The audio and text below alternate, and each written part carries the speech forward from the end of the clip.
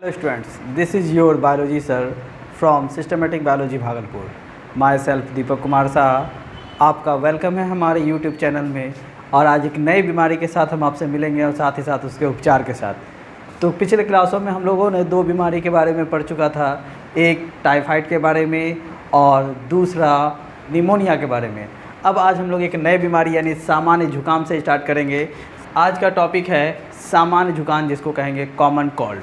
सामान्य जुकाम common cold का जो मेन कारक है वो विषाणु है, यानी जिसको वायरस के रूप से जानते हैं। ये संक्रामक रोग है यानी कम्युनिकेबल डिजीज, जो कि आसानी से किसी संक्रमित व्यक्ति से स्वस्थ व्यक्ति को हो सकता है। संक्रमण कहाँ होगा? तो संक्रमण होगा रोगी के नाक और श्वसन पथ पे, यानी सबसे ज़्यादा इफेक्ट करेगा नोज सिस्टम को और रिस्पायरेटरी पाथवे को। लक्षण बताया गया कि जैसे ही ये बीमारी किसी व्यक्ति विशेष को होता है तो कंठदा यानी कंठ में जलन। दूसरा हो गया फटा हुआ आवाज़, करने का अर्थ हो गया कि आवाज़ में घरघराहट आएगी, खांसी होगी, सर दर्द यानी हेडेक होगा, थकावट यानी बॉडी पेन यानी टायर्ड, ऐसा लगेगा कि बॉडी पूरी तरीक़ा से दर्द से भरा है। और ये सामान्य जुकाम कंटिन्यूटी व्यक्ति को 3 से 7 दिनों तक रहता है। इसके संक्रमण होने का क्या कारण है? संक्रमित व्यक्ति के संपर्क में आने से। अगर कोई भी व्यक्ति अगर संक्रमित है उसके संपर्क में आएंगे तो ये इफेक्टिव होगा, तथा उससे जुड़ी वस्तुओं को छूने से। तो कौन कौन सा वस्तु? जैसे कॉमन आज के जीवन में होता है कि कोई किसी का पेन ले लिया, तो पेन, किताब, तौलिया, रुमाल इत्यादियों के संपर्क में आने से ये बीमारियां कॉमन होते हैं। नेक्स्ट टॉपिक है मलेरिया। मलेरिया ज्वर, जिसको मलेरिया फीवर भी कहेंगे, और ये फीवर जो फैलता है मलेरिया परजीवी से। याद रखिएगा, एक सवाल आता है हमेशा ऑब्जेक्टिव में कि मलेरिया किसके कारण फैलता है, वहाँ परजीवी देंगे ऑप्शन में रहेगा। अगर परजीवी नहीं रहेगा तो प्लाज्मोडियम ऑप्शन में आता है कि कौन से परजीवी के कारण मलेरिया रोग होता है। तो मलेरिया परजीवी का नाम क्या है? प्लाज्मोडियम के कारण होता है। ये मुख्य रूप से मलेरिया परजीवी 4 प्रकार के होते हैं। एक का नाम होता है प्लाज्मोडियम वाइवेक्स, दूसरे का नाम है प्लाज्मोडियम मलेरियाई, तीसरा है प्लाज्मोडियम फैल्सिपेरम और चौथा है प्लाज्मोडियम ओवल। ये चारों का अपना अपना एक टाइम पीरियड्स है जिसके दौरान व्यक्ति को फीवर आता है और वो मलेरिया से ग्रसित होता है। तो इसमें सबसे पहला जो है प्लाज्मोडियम वाइवेक्स, ये प्रत्येक 48 घंटे के बाद या तीसरे दिन बुखार आना। जैसे ही किसी व्यक्ति को अगर मलेरिया प्लाज्मोडियम वाइवेक्स के कारण फैल रहा है तो 2 दिन के बाद फिर फीवर आएगा, फिर 2 दिन ठीक रहेगा, फिर फीवर आएगा, यानी इस टाइप का कंडीशंस लागू होगा। तो ऐसे मलेरिया को हम लोग कहेंगे किस परजीवी के कारण हुआ है? तो प्लाज्मोडियम वाइवेक्स के कारण है, यानी उसमें जो संक्रमण के रूप में जो परजीवी पाया गया है वो प्लाज्मोडियम वाइवेक्स के रूप में है। दूसरा है जिसको कहेंगे प्लाज्मोडियम मलेरियाई, परजीवी के कारण व्यक्ति को हर तीसरे दिन के बाद फीवर आता है, यानी चौथे दिन फीवर आएगा। 3 दिन व्यक्ति ठीक रहेगा और चौथे दिन फिर फीवर आएगा कपकपी के साथ। तो ऐसे परजीवी का नाम है प्लाज्मोडियम मलेरियाई, जो कि हर तीसरे दिन के बाद व्यक्ति को संक्रमित करता है। नेक्स्ट है जिसका नाम है प्लाज्मोडियम फैल्सिपेरम। ये अनियमित समय में बुखार आना, इसके लिए कोई टाइम टेबल नहीं है, ये कभी भी व्यक्ति को कपकपी के साथ फीवर आएगा और ठंडा लगेगा। तो ऐसे टर्म्स को हम लोग कहेंगे प्लाज्मोडियम फैल्सिपेरम, परजीवी के कारण मलेरिया आ रहा है। और चौथा है प्लाज्मोडियम ओवल, जो 48 घंटे के बाद कभी भी व्यक्ति को बुखार आता है। यानी ये 4 टाइप्स का परजीवी का नाम है जो कि मलेरिया को काउज करने के लिए रिस्पॉन्सिबल है। और हमेशा आपके ऑब्जेक्टिव सवाल में ऐसा सवाल रहेगा कि इनमें से कौन सा मलेरिया परजीवी नहीं है, ऐसा सवाल रहेगा। और कोई 3 ऑप्शन दिया रहेगा और चौथा कोई अनदर नाम दे दिया जाएगा ताकि आपको कंफ्यूज करने के लिए।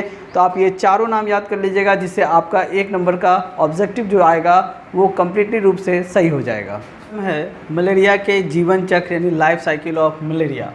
यहाँ देखेंगे कि मलेरिया फैलाने के लिए जो मुख्य भूमिका है यह हमेशा से मच्छर को दिया गया है। और मच्छर में भी एक विशेष प्रजाति है जो मलेरिया को काउज करने के लिए रिस्पॉन्सिबल है, यानी वो उस मच्छर का नाम है मादा एनोफिलीज मच्छर, यानी फीमेल एनोफिलीज मॉस्किटो। ये मच्छर के द्वारा ही मलेरिया फैलता है, इसीलिए मच्छर के संक्रमण से भी हम कह सकते हैं कि मलेरिया फैलता है। इसलिए कैसा रोग होगा? इसे हम लोग संक्रामक रोग का भी नाम देंगे। यानी कभी पूछा जाएगा आपसे सवाल कि मलेरिया क्या संक्रामक रोग है, तो आपको जवाब में हाँ बोलना है कि मलेरिया भी एक संक्रामक रोग है, क्योंकि ये हम आपको पहले ही बता चुके हैं कि संक्रामक रोग या तो किसी इन्फेक्टेड पर्सन के छूने से या उसके संपर्क में आने से फैलता है, या किसी कीट या कीड़े के संपर्क यानी काटने से भी फैलता है।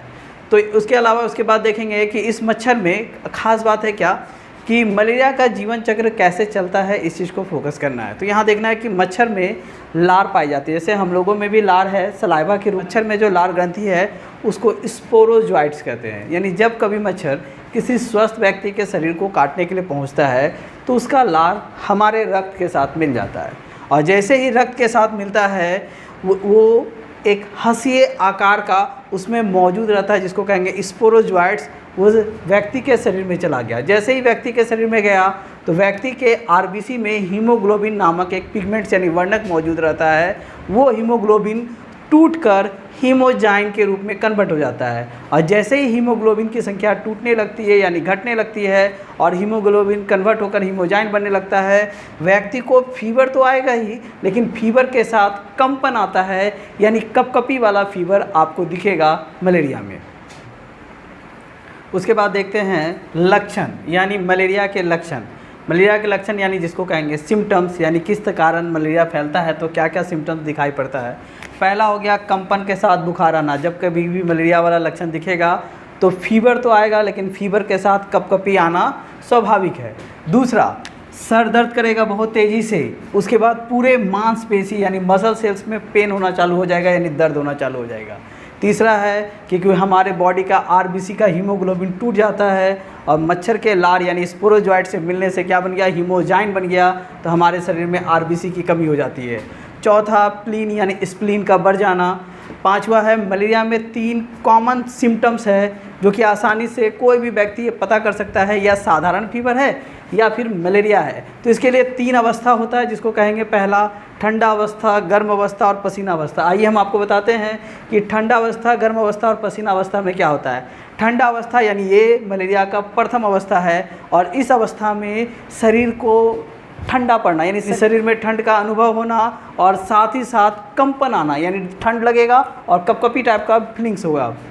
सेकेंड अवस्था जिसको कहेंगे गर्म अवस्था, यानी ये मलेरिया की दूसरी अवस्था है। इसमें ज़ोर से सिर दर्द करेगा और बॉडी का जो तापमान है फीवर वो तेज़ी से बढ़ जाएगा और कहाँ तक चला जाएगा, 105 डिग्री फ़ारेनहाइट तक।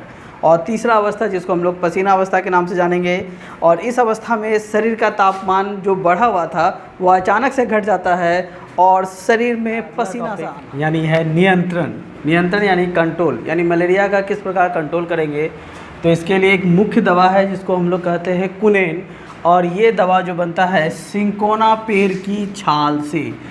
देखिए ये याद रखिएगा हमेशा मन में कि कुनेन दवा का प्रयोग होगा मलेरिया के लिए, और ये बनेगा किससे, सिंकोना पेड़ की छाल से। इसके अलावा एक दूसरा है जिसको कहेंगे अंटेमेरिया नामक एक पौधे से जो एक दवा बनती है जिसका नाम है अर्टीथर। ये भी मलेरिया के लिए कारगर है, यानी मलेरिया के उपचार में इसका भी उपयोग किया जाता है। और लास्ट पॉइंट है जिसको कहेंगे रोकथाम यानी बचाव के लिए हम लोग क्या क्या कर सकते हैं। तो मच्छरों को नष्ट करना पहला पॉइंट, दूसरा है मच्छरदानियों का प्रयोग करना, तीसरा गड्ढे नाली या गंदे पानी के जमाव से बचना, और चौथा है शरीर के खुले भाग में मच्छर निरोधक क्रीम या सरसों का तेल लगाना। यानी ये 4 मेजर ऐसा पॉइंट है जो प्रिवेंशन के लिए उपयोग करते हैं। तो आज के लिए इतना ही टॉपिक, फिर मिलेंगे आपसे अगले वीडियो में। धन्यवाद।